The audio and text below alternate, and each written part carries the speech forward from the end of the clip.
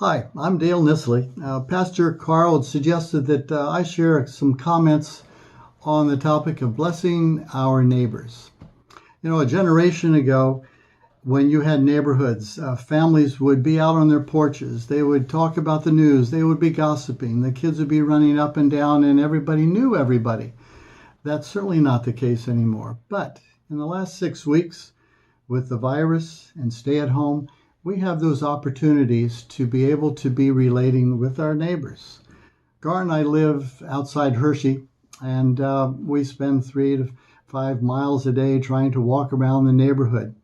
And during that time, we see all kinds of persons, the young couples with the strollers, kids on these skinny scooters flying all over, people who have their dogs, large and small, that are dragging them everywhere, older couples that are casually walking down the street. It's all good during this time of this season.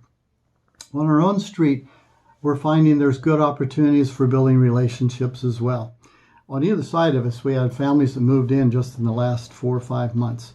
Willie and Kelly moved in from Oregon, have a couple boys, and learning to know them now in the springtime and walking and being outdoors, find they enjoy gardening. He's wanting to build a raised bed. So we talk about the flowers, the vegetables they want to plant. There's some product that we'll be able to give to them. And they share to us. You know, if there's anything we can do to help you, let us know. A couple on the other side moved in the very first day of the stay at home, which really was tough for them. They came in from California, had been in Philadelphia for a period of time. And for them, it's a new experience. We found ourselves being able to talk with them before or after walks, and even a little bit during that time, to learn more about them and they with us. For Bill, who's in the medical field, or rather was, developed an autoimmune disease, which cut his medical practice short.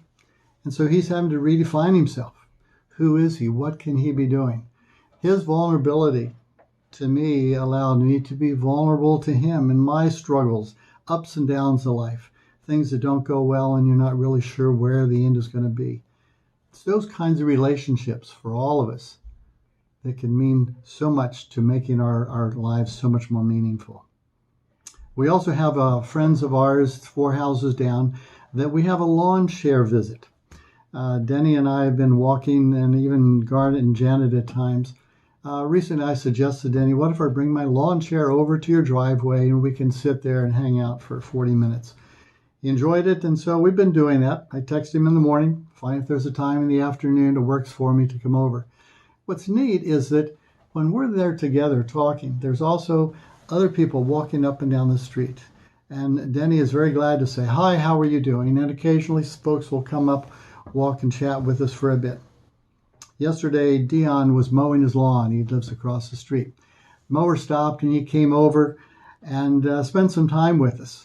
I don't know if it was because our conversations appeared to be really good or if he just wanted a break from mowing the lawn, but it was all good. It's those kind of relationships that if we intentionally take the time can really make a difference. And it's not just blessing our neighbors. We are blessed as well. Ryan and Amy live across the street from us. They have 3 children. They're from Halifax, Nova Scotia. They love the cold weather. The dead of winter, Ryan goes out to the mailbox in his shorts and flip-flops and a t-shirt, and he does not mind it at all. But the growth that I've found is their valuing of time with the family, with the small children, in the front yard, just being. That's something that I struggle and have a hard time doing, to keep just sitting. But seeing what they have been able to do, that I'm learning how to sit in a chair in the front and just be. It's not easy, but in all of life, we're always learning and always growing.